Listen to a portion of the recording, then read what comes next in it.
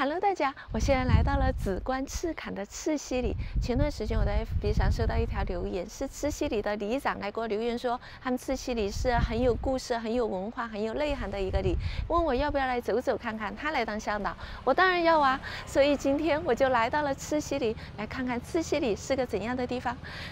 Let's go！ 紫关是位于高雄西部沿海的一个小镇。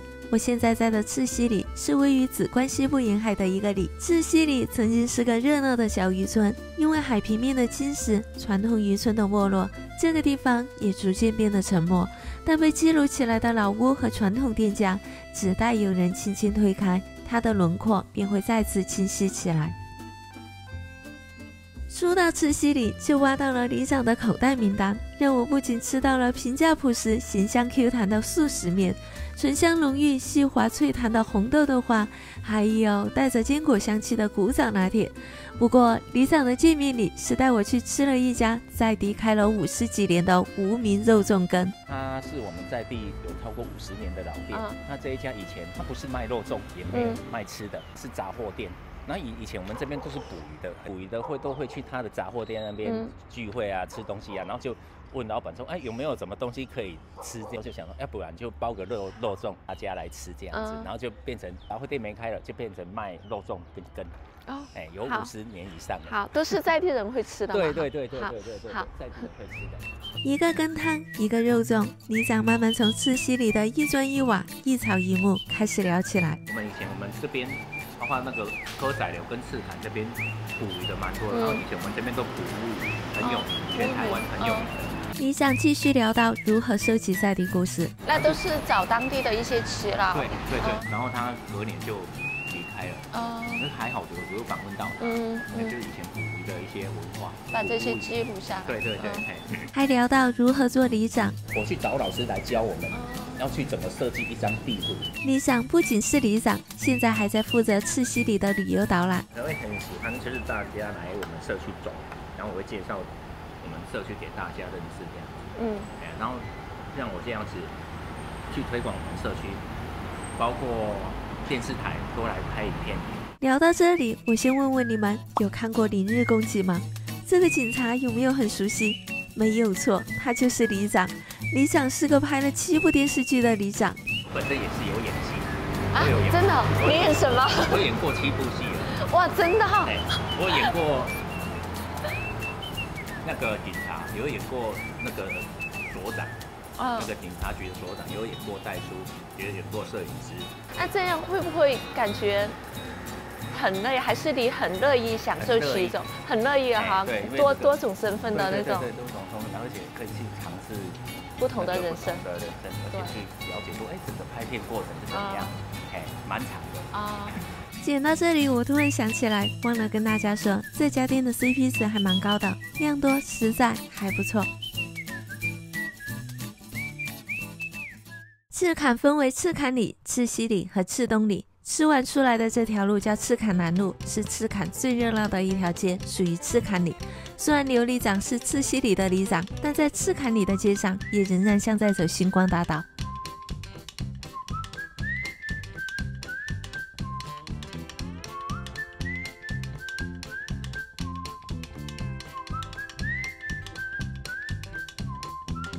既然这条路是最热闹的一条路，那好吃的肯定都是集中在这里了。根据里长的推荐，我决定先来吃吃看这里很有名的一家素面。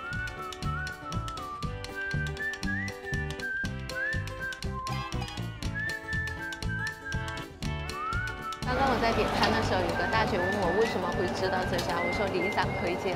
这家生意真的好好玩，而且它的价格很便宜，小份的都是30，中份35，大份40。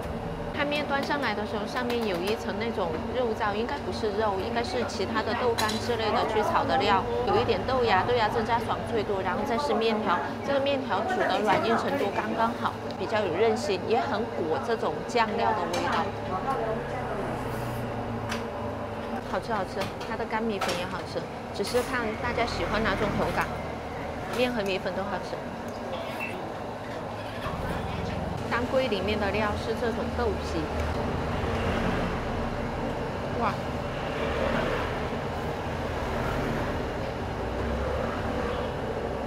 这豆皮咬下去好多汁哦。其实我在外面吃东西还是稍微有一点拒绝当归，因为我不太喜欢那种药的味道。但它这个当归汤真的非常的好喝，就完全是香，然后当归的味道那种药味在里面是隐隐约约的。吃完素面，跟着里长的推荐，再来吃个豆花。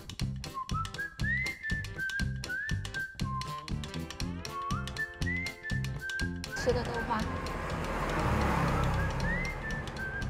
等一下，再来一口。他们豆花好特别哦，吃起来有一点脆脆的。现在吃果冻，豆香味也非常的足，然后也不会特别的甜。如果你是喜欢吃甜的，还可以在老板给你加甜。吃饱喝足，我们要正式进入赤溪社区去走走看看。这里可以过？比较快。好。捷径。这里根本就是里长的传送门吧 ？Google 找不到的近路，里长带你走，穿过去就是刘家洋楼。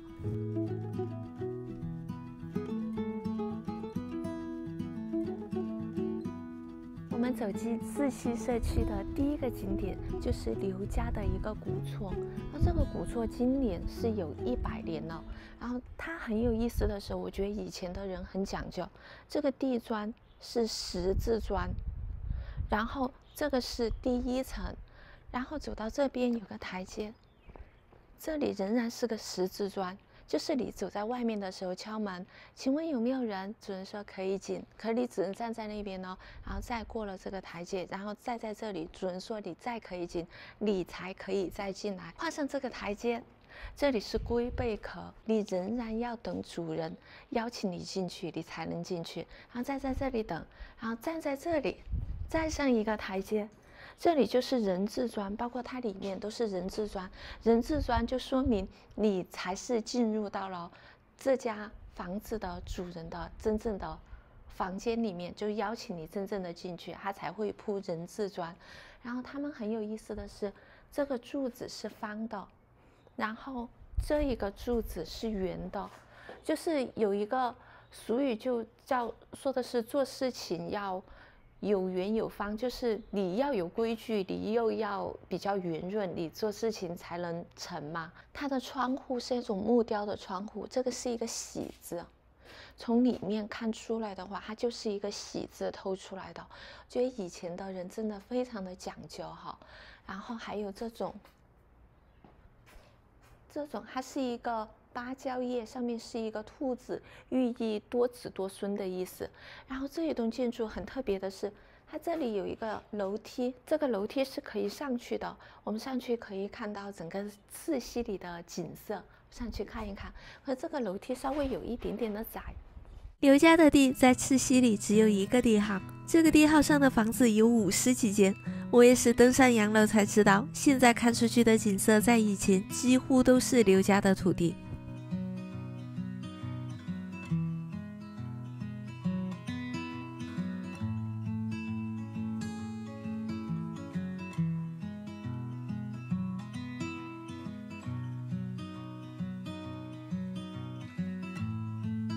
赤溪里虽然不大，但这样走一圈还是需要一点体力的。毕竟南部的太阳是众所周知的热，走热了走累了，想喝口水怎么办？找到这口赤坎古井就对了。那如果走到这边口渴了，可以来接这个水吗？可以，真的可以。对，可以喝。这个水不用烧涨，直接就可以喝。是可以，但是我是觉得还是要烧比较好。对，烧比较好。然后因为这个以前这个古井它是一个穴位。因为以前在开凿一个古井是要看方位、看时间下去找。然后古井不能把它填满。我们这边有一个古井叫流质的古井，因为后来是有自来水年代之后，那个古井的水比较没有人去用，然后那个屋主怕小朋友会去摔到里面，就用砖块把古井给填起来，就全家都开始不平静，家里面就出了一些问题，然后就经过了解之后说，他们把井封起来，没有做一个仪式。这个在这边300年了，已经300年了。以前这个古井应该也是我们清水组是说要这个点去找一个井。从古井出发，继续穿在这些小小的巷弄之间，一转身，一个很漂亮的角落就出现在眼前了。又开始穿巷子了，小巷子，有喵喵。哎，这里好漂亮。这是你规划的吗？还是有？我们一个长辈回来这边住，把这边的空间整理起来。然后就他们没有请人，都自己来。然后长辈可能不在家，出门了。因为它锁起来，里面非常漂亮哦。就是那个艺术家是不是？不是艺术家，它是一般的住户。其实我觉得这里很漂亮，是因为有一种反差感。进入这里的巷弄稍微有些杂乱，房屋被海风侵蚀的也比较斑驳，小角落的出现，有种日子绝对不能潦潦草草就过了的感觉。我还在欣赏这栋房子的时候，里长让我看向了对面的墙上。这是什么山？富士山。对，富士山，真的，这是富士山啊，这个也是，那是所以说这个是以前日据时代，富士山，都是呢，然后这个是比较中式的，对，这个是富士山，对，那边也是，然后你看这个有那个凤凰，从这个巷弄过来，一转过身就看得到一面老古石的墙。这一面老古石的墙是这个地方保留的算比较好的一面墙，它算是一颗一颗石头连上去的嘛。如果从侧面看的话，它是有平整度的哟，就是跟一面平整的墙是一样的。这个东西，这个是什么？这个你们可能不知道，蛋壳，跟我们海边有关系的。里长手上拿的这个，你们知道是什么吗？他说是古董，很宝藏的东西。我看了半天，只联想到蛋壳。这个以前渔网渔网我们在捕鱼的时候要让渔网往下沉，这个就是加重它的重量，然后往下沉到海里面，然后上面用浮球让渔网成一个面。这个就是以现在那个铅的意思。这个算是古董。但是放在这边，对不懂的人都不知道。不知道里长看到这里会不会把这些古董赶紧藏起来？我在这里看到了以前浴室的那种地砖，然后这里嘛浴室，然后那边应该是马桶，这里是排水池。等一下，这里下面不出意外应该是化粪池。我要赶紧走。赤溪里有一条长长的海滨路，视野开阔，很适合黄昏的时候来这里走走。路的尽头就是以前的赤坎港，称为港仔门。现在来到的这个地方是一个隐藏景点，这个景点在网络上是搜不到资料的哟，因为这里是以前赤坎的出海口，也就是它的一个渔港是在这个地方。但是这个地方对于现在人来说是很重要的。为什么重要？因为我观察到我前面停了一排的摩托车，然后停在这里，大家就下来拿着鱼竿就走了，说明这个地方可能是一个隐藏的钓鱼点吧。紫关沿海地带是沙质海岸地形，容易受到海浪的侵蚀。几十年前，消波块往内全都是房屋，但海浪不断的掏空，迫使居民的生活不得不往内陆退缩。虽然房屋不在了，但地籍图上仍然显示了沉入海底的房屋和主场。地还是他们的，还有权状都还有，等于是那个权状一半在海里面。对，就是我们家在哪里是在哪边，在海里面，真的在海里面。我们这个地方就是靠离岸体来保护我们整个社区，没有这个离岸体，这边可能不见了。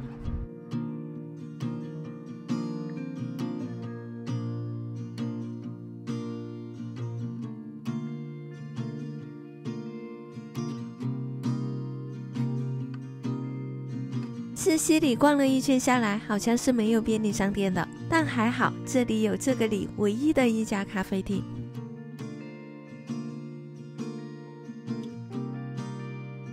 这里环境还蛮舒服的，可以坐在这里很悠闲的喝一杯咖啡。这是这个社区的第一家咖啡，古早味拿铁。这个拿铁上面是有面茶的，面茶可以搅拌进去，也可以直接舀起来先吃。我以为今天这样一圈逛下来，对赤坎也算是了解了吧？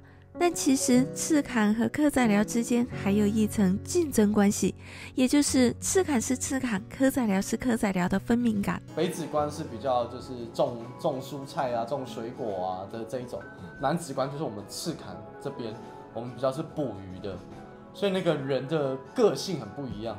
它不是那个政府划分的南跟北啊，是当地人。对，你不能来问这边的人说啊，这里是不是鹅阿寮？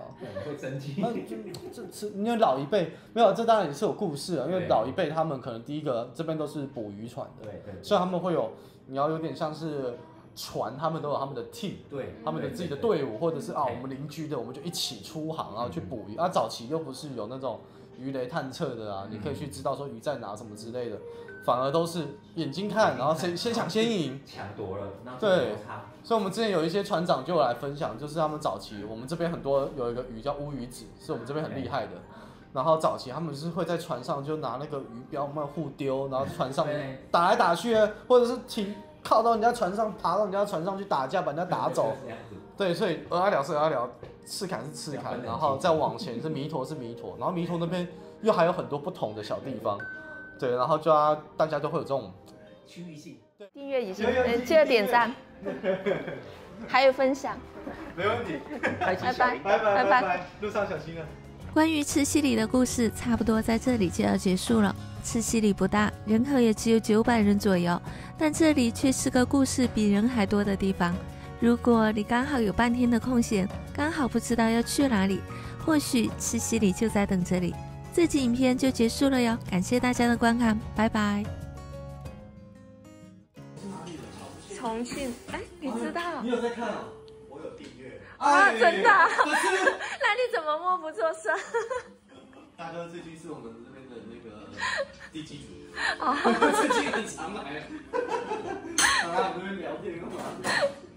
我是从介绍入族的时候开始看。